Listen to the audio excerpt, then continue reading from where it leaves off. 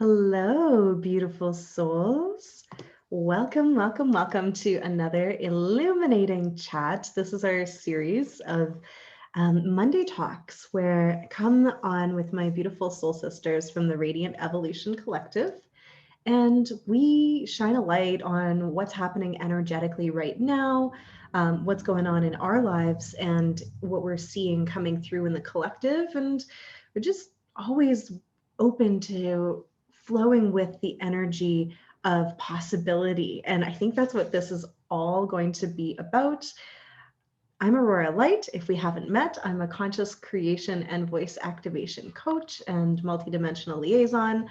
And I'm here with Nina Infinity, and we're missing Nicole Rose today. Sometimes she's on our chat since today she is away. So we're just sharing everything out right now. I'm going to make sure that it's public because it isn't always when we share this, even though that is the intention. Yep. Now, thank you, make this. So if you're watching on YouTube, be sure to like and subscribe so you don't miss any of these conversations. Even if you don't listen to all of them, there's going to be some that come through with codes for you. And I just want to invite you, Nina, to say hi, and you can just hear the tones in her voice of her unique soul expression when she speaks.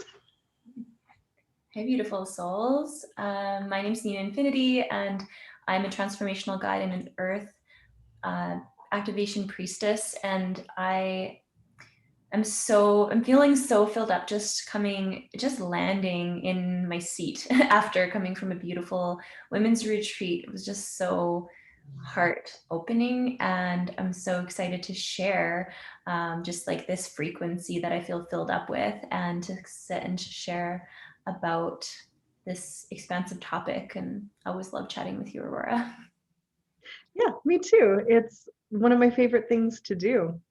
And so we're wanting to talk about unique soul essences. Everybody's got their own soul signature, right? This energy that you carry that is unique across the multiverse, right? It is made up and it is ever shifting and changing. It's not a static thing, it's very alive, but it is made up of your sounds, your tones, your light, your colors, your sacred geometry beyond this body. It's your energetic signature, and you carry that forward and through into this physical body with everything that you do when it's authentically expressing you and who you really are. And basically, what is coming through so strongly for me that is, and let us know if you're watching this in the comments or on the replay, if you're feeling this too. Like, it's time to really take off the masks. We talked about that a couple weeks ago, but like, it's time to express ourselves unapologetically, like authentically, to the next level, and really lean into those things that make us super unique, like the weird stuff, the stuff that is so uniquely our own, because that's what really lights other people up too, right? When we see people just like hanging out in the same energy of whatever, they think they should be presenting, falls kind of flat, right? But when you see someone like rocking out their soul energy, it's not just something that you see, it's something that you feel. That authentic expression is magnetic, it's magnetizing, or possibly repelling. You might be like, oh, hey, that person's not for me. But at least you can feel who they really are. So, yeah, what's coming up for you around that? Wanted to share before I answer that Ashley's watching, and she shares that that's been made clear for her that week, this last week. So yes, thank you for sharing, Ashley, and welcome to our conversation.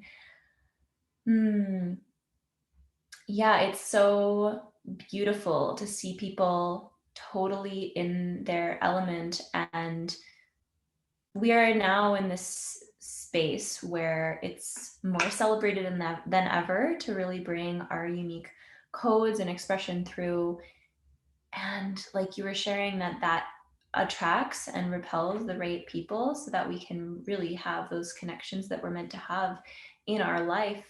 um, a story's coming to mind, and it's actually from several years ago. I was at a live music event, and there was a chick at the front of the stage, and she was just rocking so hard. It was like early on in the night, the early DJ was on, nobody was really dancing much yet, and she was just dancing like she just gave no F's. She was just fully going for it, and I was like, that looks so fun, I want to go do that, and I did.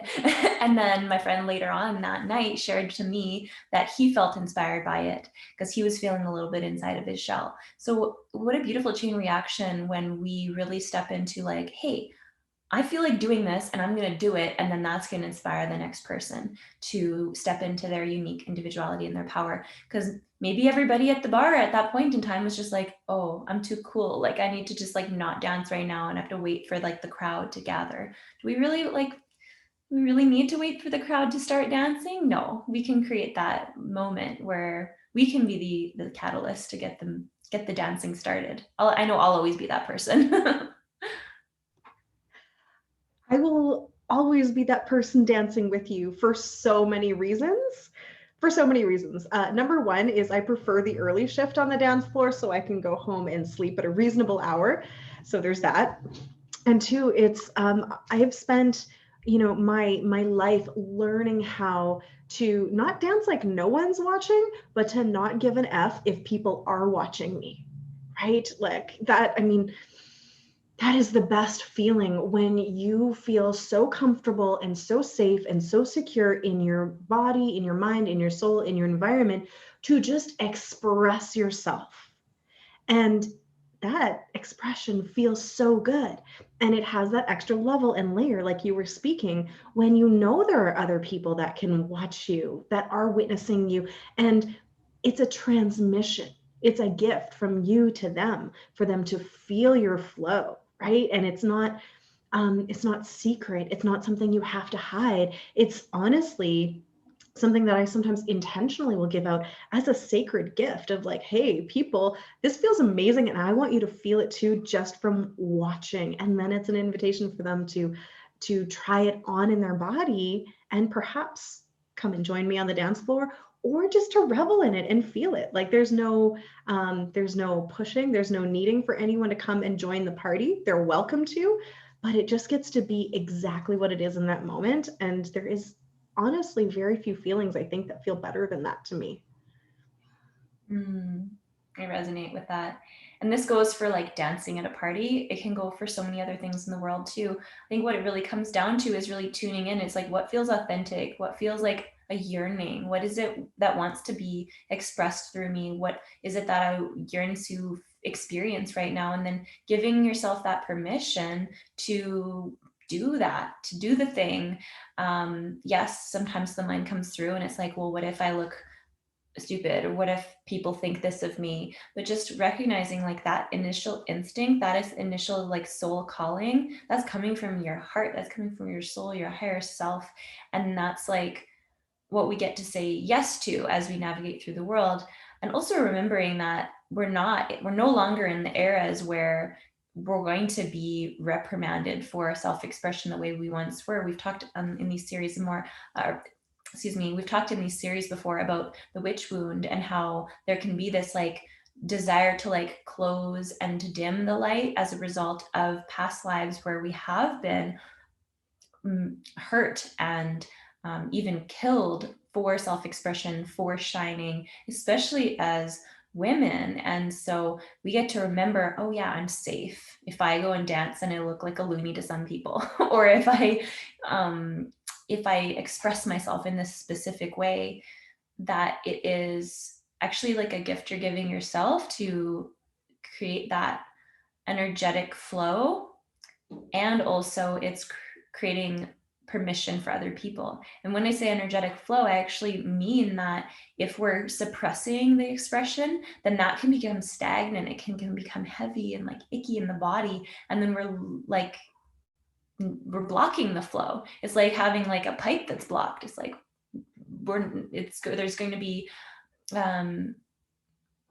there isn't going to be the ability to like allow things to flow through. There's going to be a limitation, or maybe that can show up in the body as like density or like heaviness or pain or just different things that can arise by pushing or repressing the expression that wants to come through.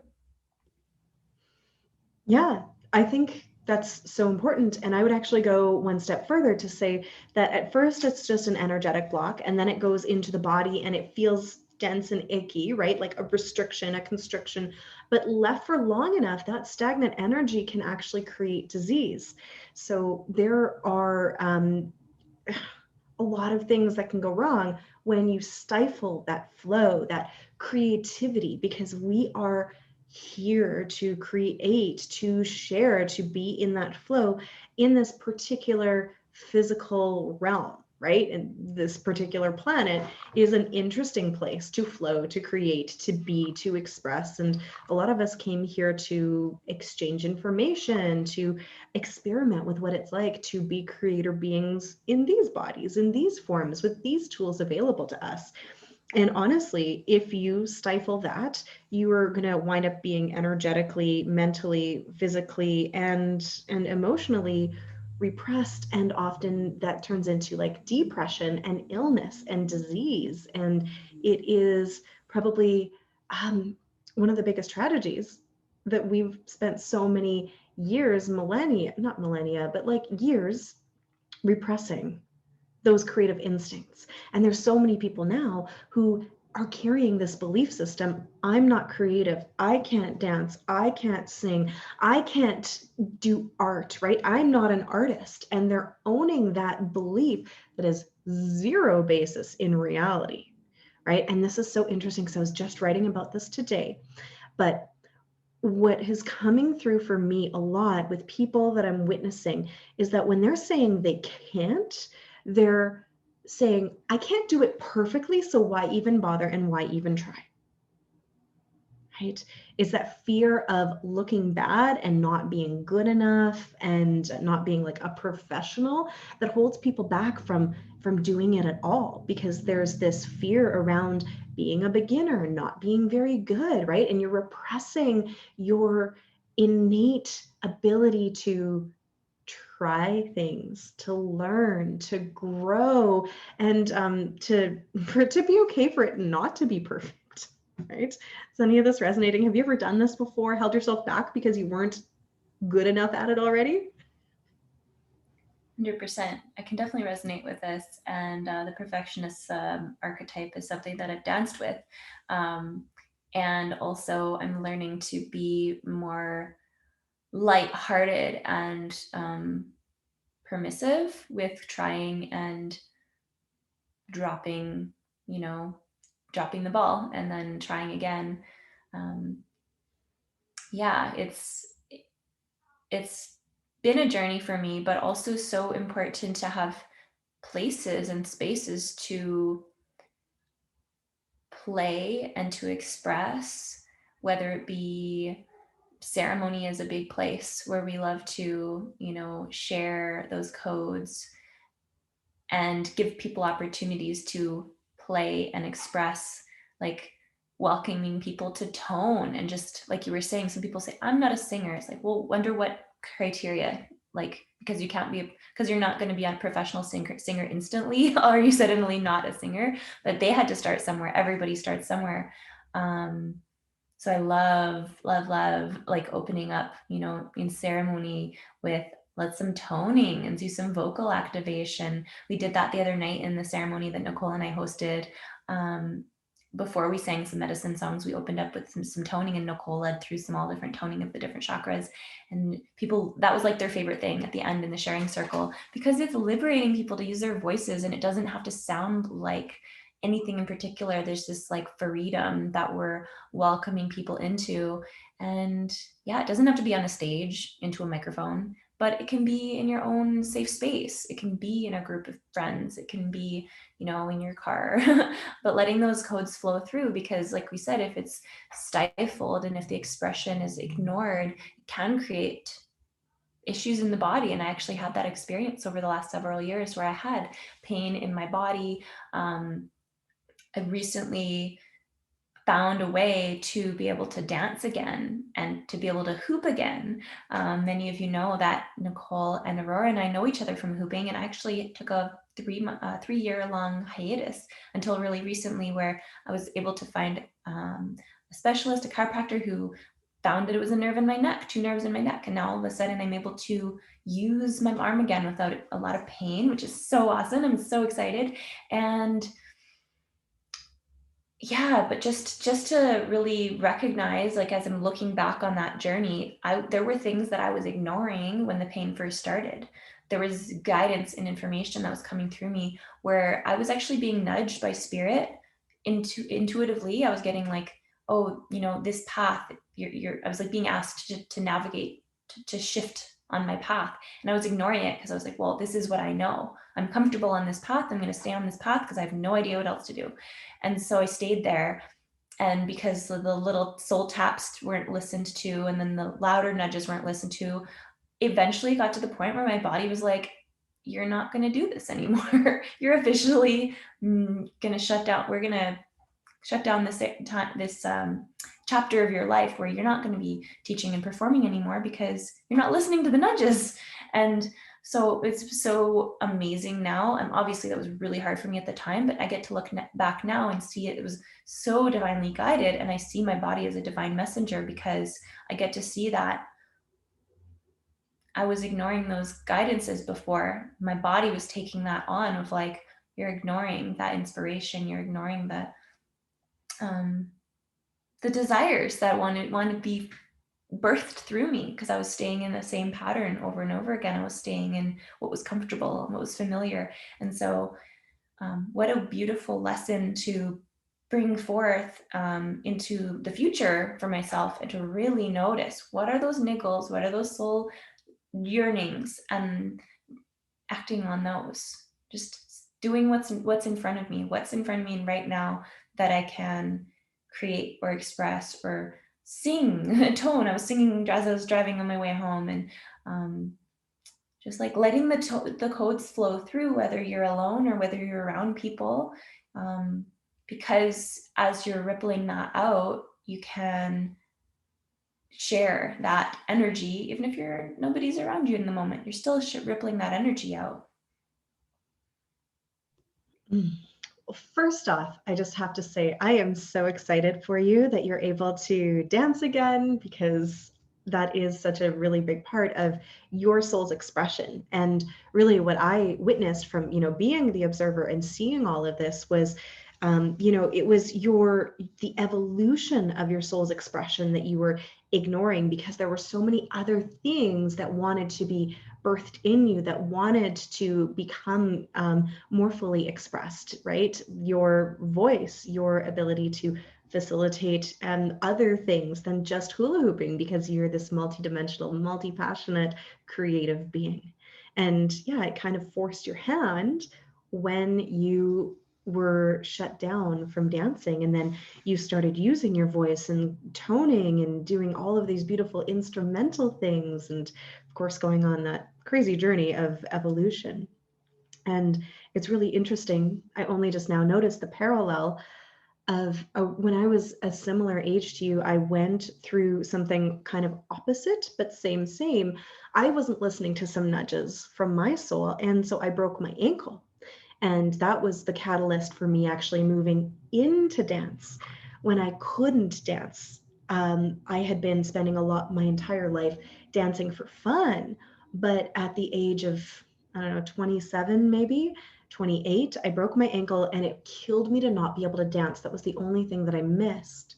So I go, wait a sec, maybe I should actually reconfigure my life and make dancing a really big part of my life. I always wanted to teach, to help, to heal, and I was missing the piece of how.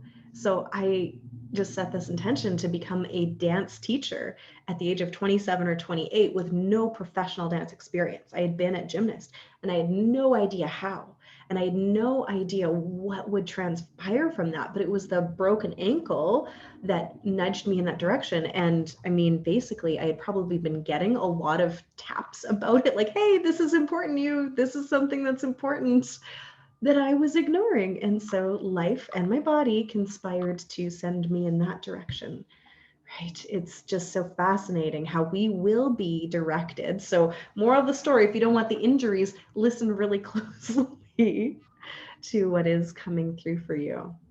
And we're talking about dance as a very like and sounding and all of that, toning, light language, right? That's another way we can express ourselves. But art, like all of that, as the microcosm to what the macrocosm is, right? It's about being creative in your life and expressing yourself fully and allowing it to evolve and grow and change no matter what it is, right? No matter where it's leading you. So some of you might notice, actually, this is the first Illumination series I'm doing as a blonde. So I want to say how this came about for me, because it's kind of this similar thing where months and months and months ago, I got a glimpse of myself blonde in between going from blue to purple. And for the first time in my life, I went, oh man, I think I could rock that. Huh. But I was too afraid to say, nope, don't put the purple on. Let's do something with this, because I wasn't ready. And I had all of these beliefs about who I was as a person. And it did not include having blonde hair. My entire life, I said, I can't be blonde. I'm not that person. I'm a brunette. I can pull off any other color. I could never do that. I even bought into a lot of the patriarchal weird belief systems about blondes being like ditzy or, things like that programmed into my subconscious when I was a small child. And I noticed this was a belief system that was showing up for me when my soul said, hey, maybe blondes do have more fun. Maybe you could pull this off. Why don't you try it out just for fun? Because I love shifting and changing. And I went, oh, no, I can't. What will people think of me? Like, I was running all of these weird programs about it. And so this time I decided I would smash the belief systems in my face, because I don't actually like believing that I can't do something, right? The idea that I can't, that's ridiculous. I can wear whatever hair I want. I can do whatever I want if my soul is calling for me to express it. And it's really funny. It took me a while to get used to, and now I'm loving it. The idea that I could not or should not or would not was completely a false reality. And it's so similar to someone saying, I can't dance, right? I can't be a blonde. These are silly examples, but it's these perceptions that we have of our limitations that are not based in any truth. It's just a belief system, a program, something designed to hold us from stepping into our full power, our multidimensional radiance, all of the possibility, right? So if you're getting nudges to do something new, this is your soul calling you, saying, hey, it's time to evolve. It's time to grow. I need to pick up some codes from this new experience. And you don't have to become married to it. I might not stay blonde, right? Just like I don't always dance and hula hoop anymore. I express myself differently. It's okay for it to shift and change, but it's really important right now to listen to those nudges, to try those new things. Yes, and something that I've been noticing I've been doing more lately that I learned a considerable amount of time ago, but has taken a little while to like come more into my conscious reality, or maybe even slightly subconscious, because I'll just notice myself doing it. It's become more ingrained. Is I'll be tuning in, like I'll place my hand on my heart and I'll just feel into like, oh, is that what I want right now? Or does that feel like something that I want to commit to? Or does that feel like something that I want to eat right now? And we can use these tools of just like pausing and feeling into it and following those soul nudges. I know that oftentimes, like, I'll hear from people that say, I don't know how to follow my intuition. I don't know what my intuition feels like. And I'm like, it feel like we get to tune in and feel into soul. What does it feel like to feel a fuck yes? What does it feel like to feel like a no? And just like you can tell in your body, there's a very, very big difference between those things where you get to just really sense into what is it that occurs in your physiology. Is there that feeling in your stomach? Is there a feeling in your heart beyond the mind? Yes, the mind is an amazing beneficial tool, but do you know that we also have neurons in our heart? We also have neurons in our gut. We have three brains. And so we are now learning how to create more balance between all centers of our bodies rather than being so geared in the mind where we're actually forgetting to check in with the heart and we're forgetting to check in with the body. And so, what a beautiful reminder and practice that we can bring in just on a regular basis. It could be gentle, it can be about simple things, it doesn't have to be about something that's um, earth shattering, like a huge decision. Just if this is new for you, you can start using this practice in gentle, subtle ways. What do you want to have for dinner tonight? What does it feel like? What does a yes feel like? What does a no feel like? And then is it like, do I want this? Tune in, feel it. Do I want that? Tune in, feel it. And that's a muscle. The more that we tune in, the bigger the muscle the stronger the muscle becomes. And I used this analogy this weekend at the women's retreat when I was chatting with someone. I said, it's like a friend. Our intuition and our inner guidance is like a friend. If we listen to our friend's going to talk to us more. But if we ignore our friend when our friend's trying to talk to us, are they going to keep talking and sharing their deepest secrets with us? So I like that analogy. Although I do believe the intuition is always speaking, but it's like, I think that it's almost like volume, like it gets turned up when we are listening. We're demonstrating, hey, I want to hear what you're saying. Awesome. So it's like, oh yeah, let's turn up the volume. Like she's listening, he's listening, they're listening. So yeah, I've really been yeah, just feeling like proud of myself and grateful when I've been noticing myself just do that a little bit more organically lately without really thinking of it, because it's become a deeper pattern as I practice it intentionally over time. And then now it becomes more second nature. I love that. I love that for you, and I love the explanation. Honestly, learning to listen to the intuition, to the body, to the mind, to the heart, to the soul, all as one is the most powerful thing that you can do for yourself that'll allow you to navigate life.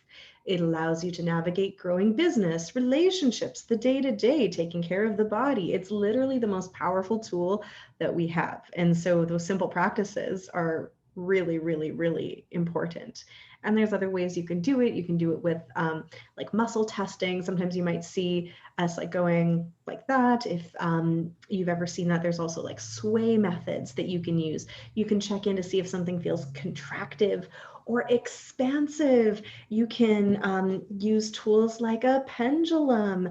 And I've been doing this actively, trying to enhance my intuition for over a decade now, I think, consciously. And I mean, now it's freaking magical, and I'm really super psychic, and we have amazing telepathic connections in our meditations and soul journeys and things like that. Like, it can take you to places that are magical beyond belief, but it can also just take you into flow, into harmony, body, mind, and soul, into the flow and dance with life, and into greater levels of your soul expression, because your intuition can guide you to more of what you really want and who you really are. And practicing, like you're saying, just amplifies it, right? I loved how you were saying, if we don't listen, then it kind of goes away. And that's what most people have done. Our kids have great intuitions, right? We're born with that. Kids know what they want, but then it's kind of drilled out of them. Same thing with their self-expression, right? Have you ever seen a 4 or 5-year-old dress themselves? Like, it is the most majestic thing that you've seen, because they're just like, look at me, this is what I want to be, this is what I want to wear. Have you seen a kid walk? They're just like floppy because they're dancing, they're feeling it, they're grooving. It is the best. And then it gets trained out of us, right? Through school, through like style, through people going like, oh, are you sure you want to wear that? That doesn't really match. Oh, it's been so interesting for me to learn to shut my mouth when my daughter pulls on 2 patterns that I'm like, that hurts my eyeballs together, right? Because that kind of self-expression, I would love for her to keep without having to relearn how to do it as an adult, right? So that's one of my goals. But we can learn so much from that. If you did not have those programs or people in your subconscious mind telling you what you should do, what would you do? How would you be? How would you dance? How would you express yourself? How would you sing? Right? You would do these things that felt good, that felt in alignment, as opposed to worrying about how it looked, right? And how it might be perceived. What's really coming up for me when you're sharing about this is trust in self. Like, as we're continuing to deepen the practice of listening internally, listening to the intuition, rather than the voices or the, the influences of the environments of the past or old programs, and subscribing to that, we unplug, we step in, we listen. What feels authentic to me right now, you express. Like, it comes from this place of self-trust and the intuition being directly linked to that. Like, the more that we can really just tune in rather than, yeah, like being distracted, I guess, or being like, it's, wonderful to be influenced in a way where we feel inspired. But if it's coming from a place of like, oh, how do I fit in? How do I belong? Because that is like a basic human desire and an emotional need. Um, so I honor that, but also it's like, we aren't we are no longer in the situation where we're going to be abandoned and excommunicated from the tribe as we once would have been if we didn't belong. That's where that comes from. There's this desire to conform and belong because we want to stay part of the tribe, because back in the day, if you didn't do those things, then you could be left to starve. But now we're in a day and age where expression is celebrated, expression is beautiful, and we have that ability to step into greater levels of expression than before. So it really comes down for me is like, what's our truth, and like trusting that and then letting that expression come forth, because those are the codes that inspire other people to step into their own light, and also just make life so much more rich and beautiful and divine, and help to up level the collective frequency on a very grand scale. Mm. Absolutely. With full acknowledgement to the fact that not every area of the planet and every person has that level of safety yet in their full expression. There are some kids, that are living at home with people who might not understand and accept them, and they might be out on the streets. There are people in different countries where that level of acceptance really is important, and it can mean life or death. So for those of us that are in positions where we are able to move through the healing from the past and offer ourselves permission to express fully, I mean, we're not only privileged, but I feel like it's almost a responsibility that we have to do so if we're capable and if we are safe to do so, so that it can ripple out more fully into the collective, right? Because the world is changing, and as one heart shifts and changes, it emits this beautiful signal, this wave that does travel through. And we've already reached a tipping point, right? We've already won on that regard. And it's just a matter of time for all of this energy to fully reach every person, every country, every center, right? So, what if we could think of this as our divine and sacred responsibility, our ability to respond to what was and what still is in some places, and heal it through our own bodies, and then taking that sacred responsibility to express ourselves seriously enough to lean in and to do it to the next level, because that is what is available to us now, right? So, yeah, it's just this invitation I want to give to everyone is to lean in to those soul nudges, right? To your intuition that is guiding you to your next phase of evolution, and try it out. Try it out where you feel safe. Try it out in ways that feel good and that feel fun. And if you do it in the small ways, like maybe changing your hair, maybe doing something like that, right? And you survive and your nervous system is okay with it, you'll be like, okay, I survived that. Maybe I can try something bigger. And it's this upward spiral that we've talked about, right? And I also want to acknowledge for some people, a lot of the intuitive stuff and the following your soul nudges stuff is hard because of trauma, where it's really hard to even feel into the body. And so that if this is really challenging and it doesn't feel safe at all, healing the trauma, whether it's from this life or other lifetimes, is the first step. Let us know if you need resources on being able to start that process and that journey, because we're speaking into it from the other side of having done it, having practiced it, and it's now easier for us. But it wasn't always at first, right? It was terrifying for me the first time I spoke light language in public, or, the first time I tried to dance on stage, right? And those things become easier with practice. So please don't think that it's just so easy that you flip the switch and it's there. It does take a little bit of work, but it's so worth it. Yeah, dipping the toe in and just giving yourself an opportunity to try it on, play, open that door just a crack. And like I was sharing, doing it in safe spaces. This is why community is so important to both of us, creating spaces where we can feel safe, free, liberated to express, play, be ourselves, because I truly believe that in like situations like ceremony, when we're together, or like the festival I just came from, or some of the events that we host, is like, as we're practicing, this is how we can practice how to be.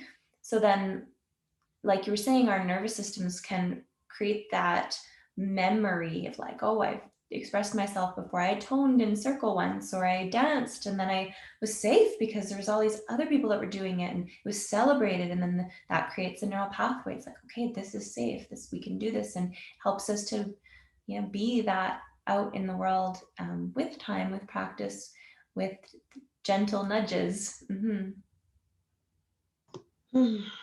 Absolutely. I have to give much gratitude to the music festival scene, to raves I started going to like back in 2000, because it was a safe place to express myself, right? And cutting teeth there. And then in the hooping community, the belief repatterning community, ceremonial communities, and then also so many events that we've created together where, it became safe in my body to try out these things. And then I was able to share it in other ways out in the rest of the world, right? Like how we do one thing in one way gets to be how we can expand it into other things.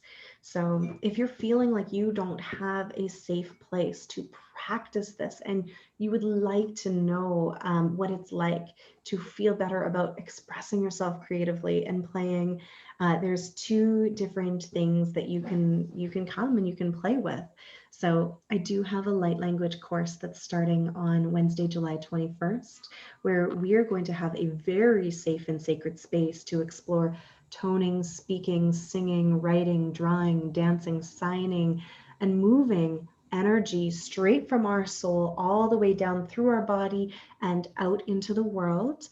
And I have an amazing track record of being able to support hundreds of people in remembering what it feels like to let that flow and express it in ways that feel really fun and really safe. So I will definitely link to that in the show notes and in the live if you are feeling called to do it through your voice and through your artistic expression. And if that's not feeling like the thing for you, Nina, do you just want to maybe speak into the playground as well?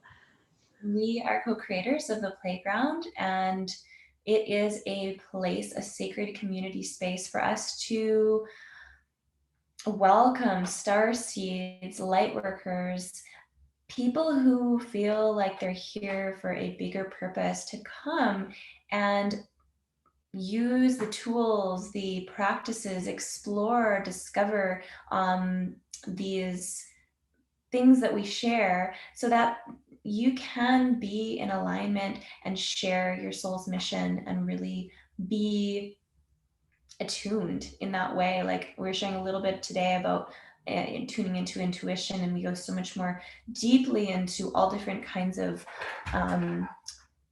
ceremonies and practices in portal. In the portal, we have so many different. We have a library of different practices where you can really start to or continue on your journey of aligning, tuning in, getting those divine downloads, and activating your soul's mission. Mm.